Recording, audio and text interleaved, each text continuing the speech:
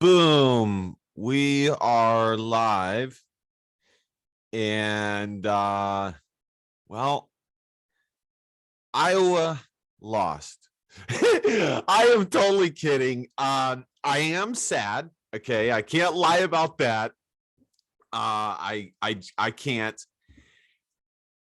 There's no way around it. That was a very, very, very, very bad loss by the Iowa Hawkeyes. It really, really was.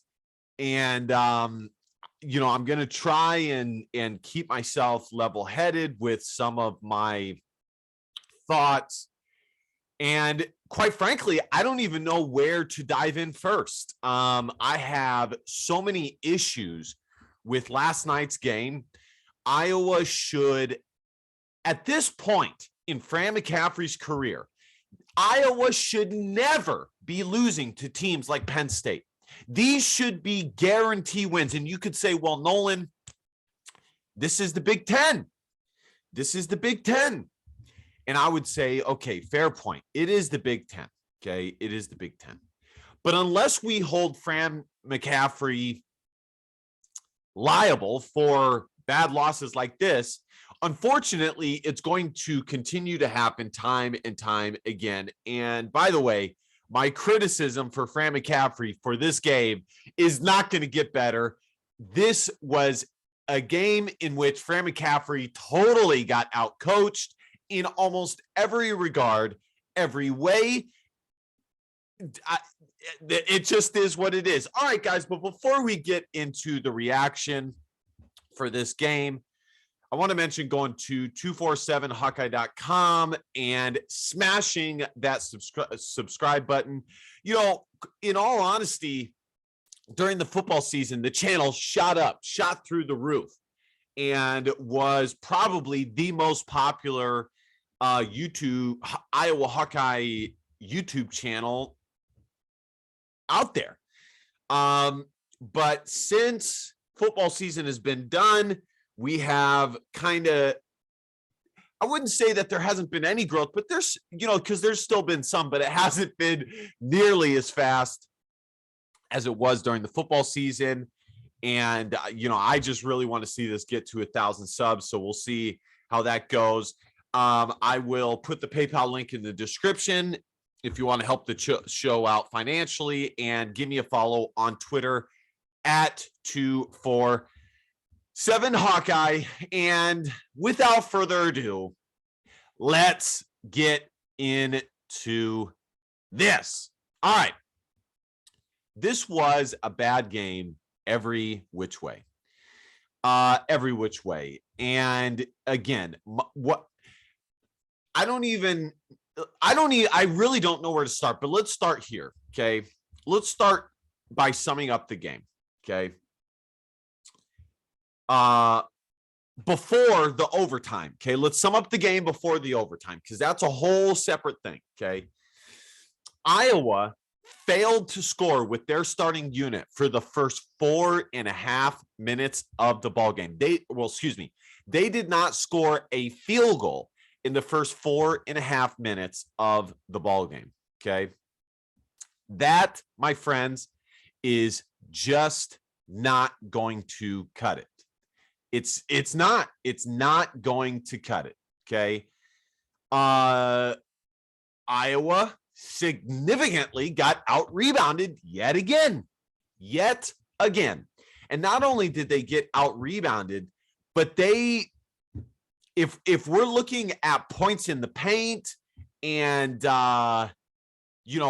how easily Penn State got positioned down low versus how easily Iowa was able to get positioned down low, it was night and day. Penn State absolutely dominated. Now, going back to the summary of the game, Iowa got back into the game with the lineup of Tony Perkins, Chris Murray, Peyton Sandfort, and Connor McCaffrey. Why? Because they play defense. They play defense. Okay. They defend. And Connor McCaffrey, I've been saying this for a while. I don't know why the dude doesn't shoot he's got a good looking jump shot. He can shoot jumpers. I don't know why he does not shoot wide open 3-point shots. I mean, someone like Jordan Bohannon or Keegan Murray would thank God for having such wide open looks. And credit for Connor McCaffrey, who stepped up and knocked down 4 3-point shots in the first half, which was huge. It was so huge that one of his 3-point shots, Iowa finally took the lead with 1 minute and 39 seconds to go. Now, I want to show you, okay, and in the second half, Iowa largely played from behind. It was much of the same, and it was much of the same, with exception of Keegan Murray being in there. We have rarely seen, for the life of me, I don't understand. And this is where I'm going to start going in on Fran McCaffrey. For the life of me, I don't understand why Fran McCaffrey does not play Chris, Keegan, and Patrick more together. I don't understand it. I really, really don't. Those are obviously the 3 best players the Iowa Hawkeyes have. If it's obvious to me, and I think it's not only just obvious to me, but it's obvious to most fans that those are the 3 most talented guys on the Iowa team. But no, Fran likes to, do this lineup and this lineup, and makes no sense. Okay. I also want to say, while I get into my next criticism and critique, and I'm going to show you guys some footage of what I'm talking about. And, anyways, Aaron Eulis, let's take a look at Aaron Eulis. Let's back up. Okay. I've told you guys before that I played Division I water polo, but had I not, I could have walked on in hoops at a small Division I program. And I could have I did have scholarships for Division II in basketball. Okay. So I know hoops. Probably more than I know water polo. Okay. And one of the ways that you combat not having as much size as the other team is to have active hands and to have athleticism on the perimeter. Because if you can affect with active hands, always doing that type of stuff, okay? Like your basketball camp coach taught you. If you can do that type of stuff and you can pressure with your athleticism, the entry pass to the post, you can limit how well the post for the other team actually plays, okay? Now, with Jabo, that is virtually impossible. It is virtually impossible. Now, and let me say this, because I always need to say this and preface this. And, I uniquely understood this the first time I ever critiqued Jabo. I had probably about 100 Iowa fans come after me saying that I didn't know what I was talking about, this, and this. And I think most of them agree now with what I said in the past, which is this. Okay. First and foremost, what Jabo has done for the Iowa Hawkeyes has been excellent. Okay. He helped Iowa turn into the next generation for Fran McCaffrey after Mike Gesell. He helped that transition. Things looked kind of dire there for a second, but Iowa was able to get back on tracks and have multiple NCAA tournament runs under Jabo. And obviously, Jordan is an excellent 3-point shooter. Now, okay, I got it. I understand all of that. Okay, I do. But here's the problem. And this is a major issue. Okay. When and I have said this since Jordan's sophomore season. When Jordan is struggling from the three-point line, he is a black hole of minus liability. You know, the plus minus in the game, he is a minus, a huge minus, because he is not only just not a good defender in general, but he is by far the most unathletic guy on the court in the Big Ten at any given moment. You know it, and I know it. And, you know, listen, I have zero, like, you know, I have zero skin in the game. There's no like financial gain that I get from being critical of Jordan Bohannon. And you know what? I'd love to have the guy on the show. I'd love to have the guy on the YouTube channel. I really would. He's a fun guy. He's a cool guy. But I got to call it like I see it. And I noticed this from way back on when, you know, Jordan or Joe Toussaint was on the Iowa Hawkeyes. And again, when Jordan is not knocking down shots, he is a huge, minus in the plus minus area of the game, because he is a liability on defense, both because he's just not a good defender and because he is not overly athletic. And what ends up happening in a game like what we saw from Iowa against Penn State is that Jordan starts to force it. He starts to push it. Now, let me get off of Jordan here and let me go towards Fran McCaffrey. Okay. Let me show you guys how Aaron Eulis was playing. You know, Joe Toussaint was having a tough night, but it's just funny that Fran doesn't give the same leniency and trust to Joe Toussaint that he has given Jordan Bohannon so many times before. We all know it. So many times.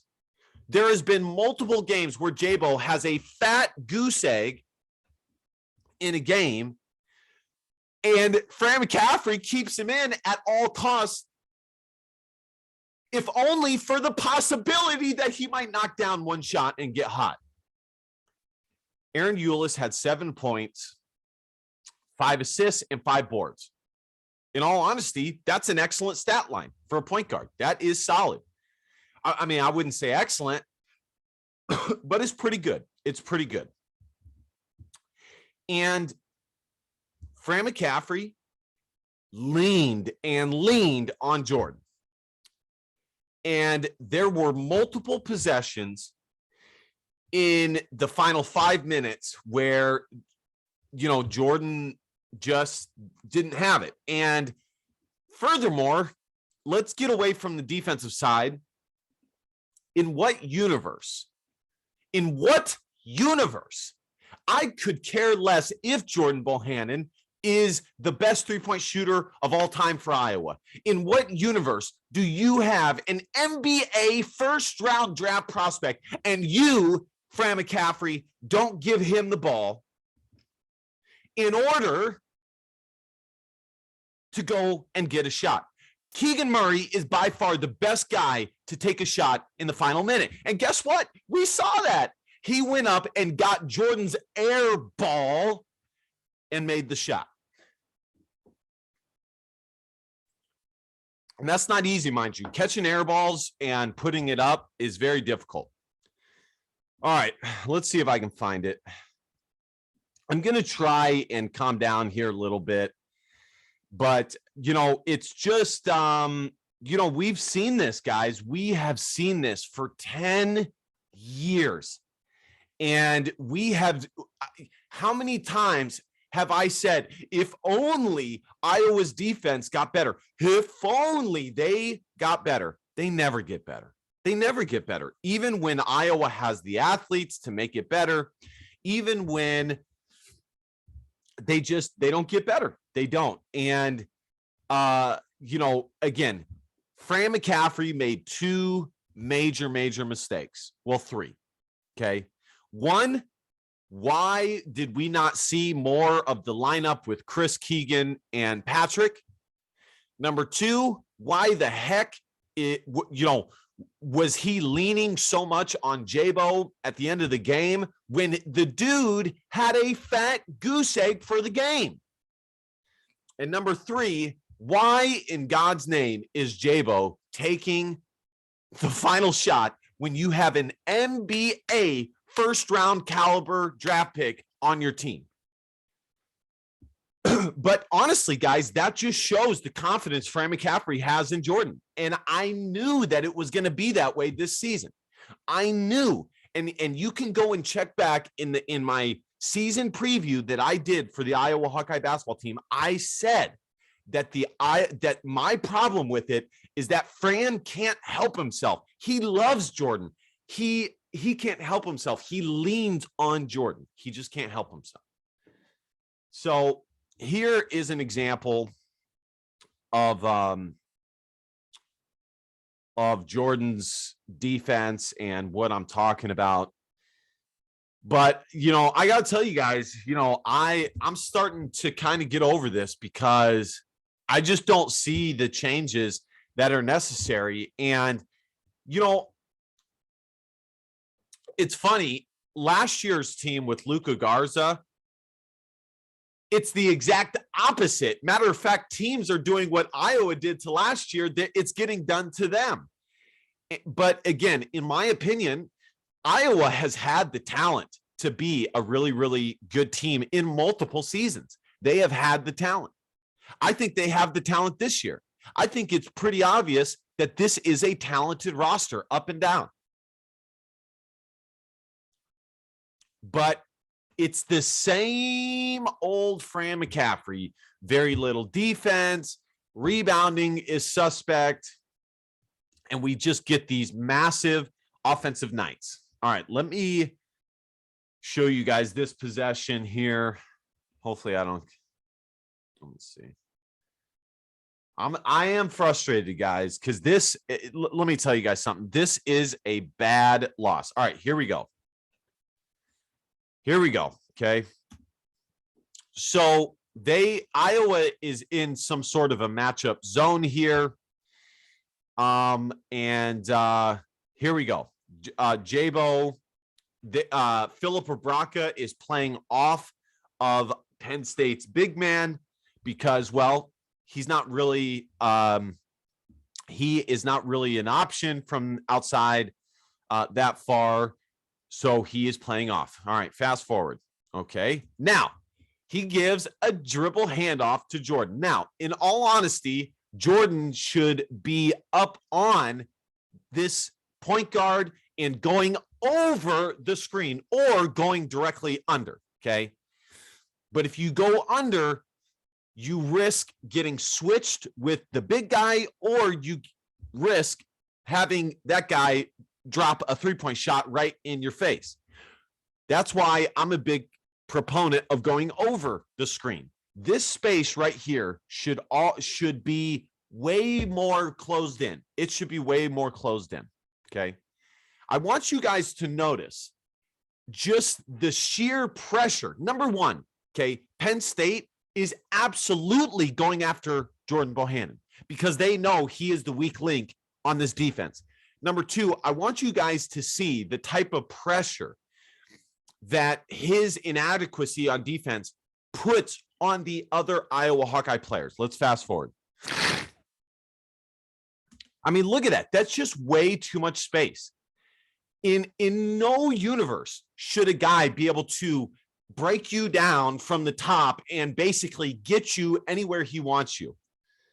Boom, Philip Obraka now is getting, the guy driving into his chest, and boom, missed jumper. But now Iowa is scrambling everywhere. They're scrambling everywhere.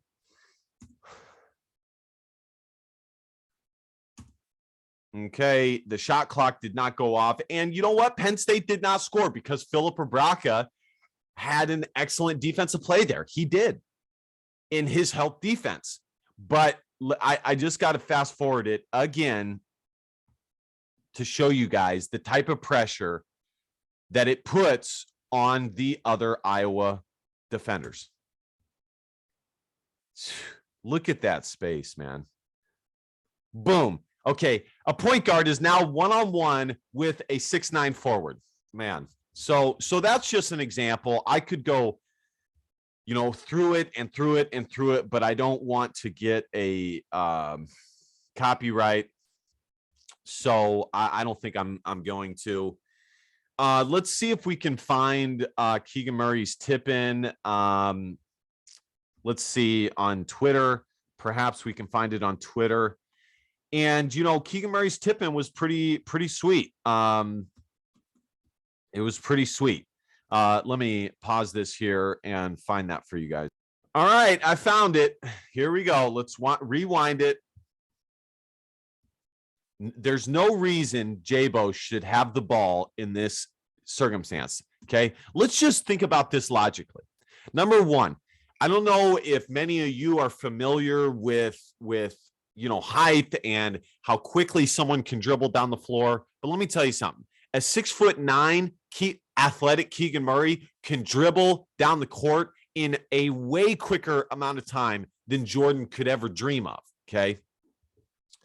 And from that standpoint, when you have 4 seconds left, that is probably the best case scenario.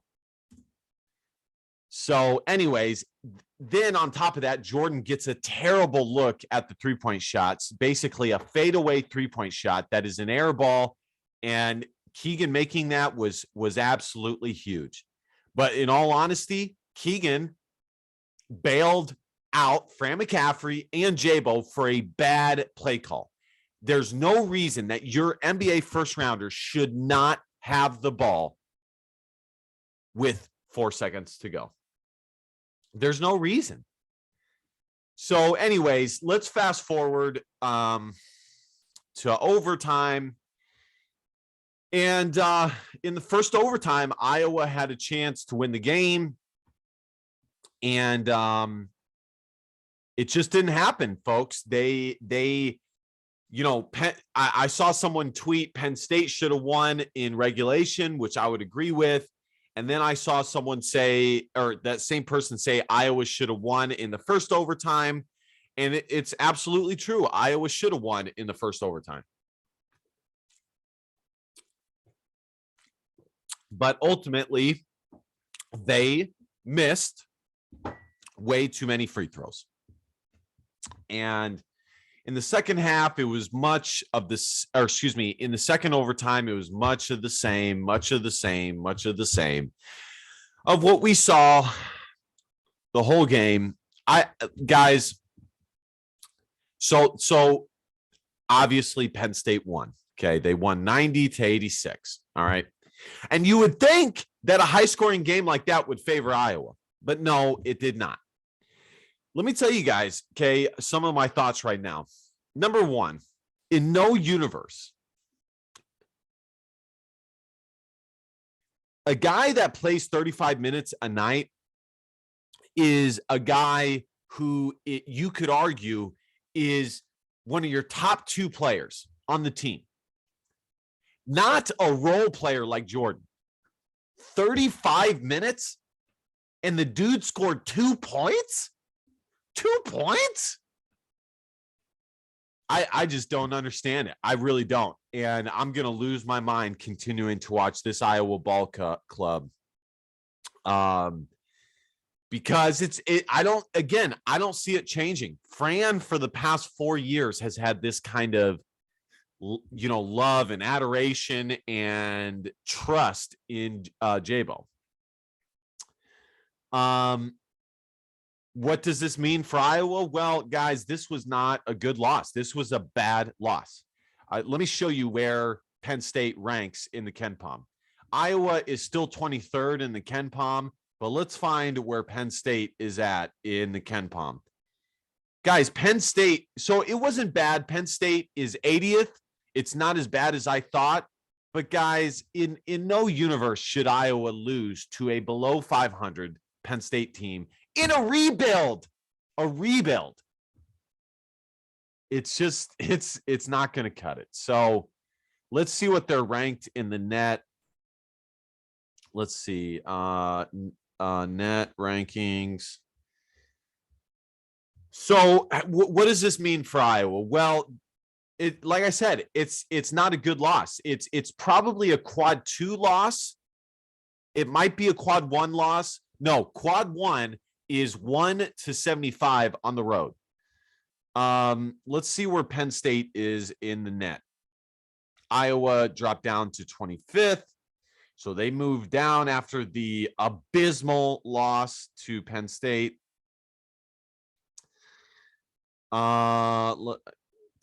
Penn State is 96th.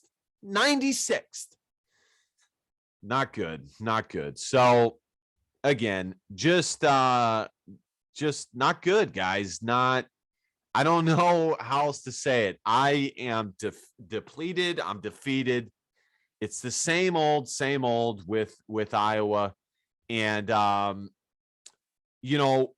remember when people used to say that that they were done watching Iowa basketball because Iowa basketball had hit a ceiling. And I would argue with them, no.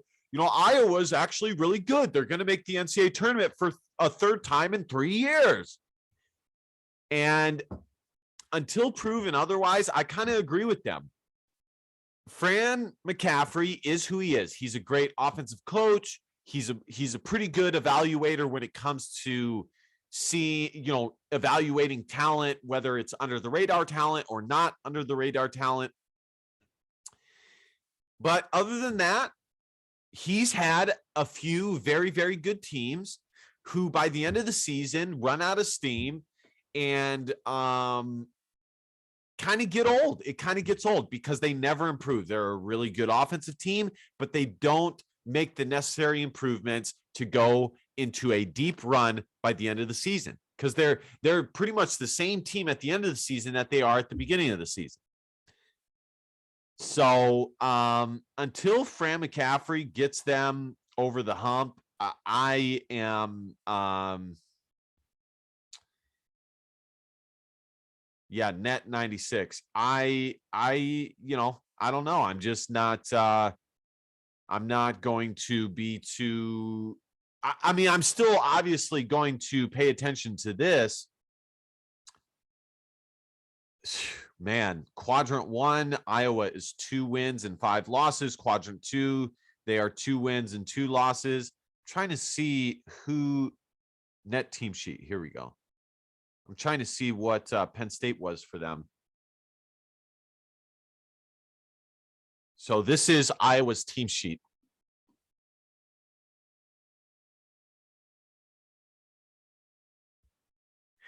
Penn State was quadrant 2, like I thought. They were quadrant 2. So it's not terrible, but it would have been nice had Iowa picked up the win and gotten that quadrant 2 victory. So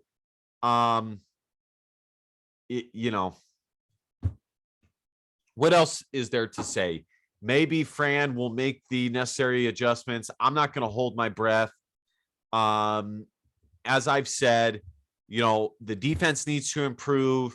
I think Agundale or Agundale and or Riley Mulvey need to get some minutes in order to develop and provide some relief to the Iowa Hawkeyes big guys. I think Keegan Murray, Chris Murray, and Patrick McCaffrey should be playing more at the same time. And I think Jordan Bohannon should be playing significantly less. And I've been saying that. Anyways, guys, thank you guys so much for watching. I wish that this was a more positive show, but obviously Iowa picked up the L. So we shall see what happens here in the future. All right, guys, thank you guys so much for watching. Be sure to smash that subscribe button because, well, The Iowa Hawkeyes may not make you feel good, but subscribing makes you feel good. And at the very least, like, comment, share. You know the drill. Be sure to go to 247hawkeye.com. Follow me on Twitter at 247hawkeye. I will be putting the PayPal link in, PayPal link in the description if you want to help the channel out financially. And thank you so much for watching. And last but not least, DVAP, don't be a pussy, Willow. And facts are feelings. Your feelings don't matter. Love y'all. See y'all next time. Bye-bye. Go Hawks.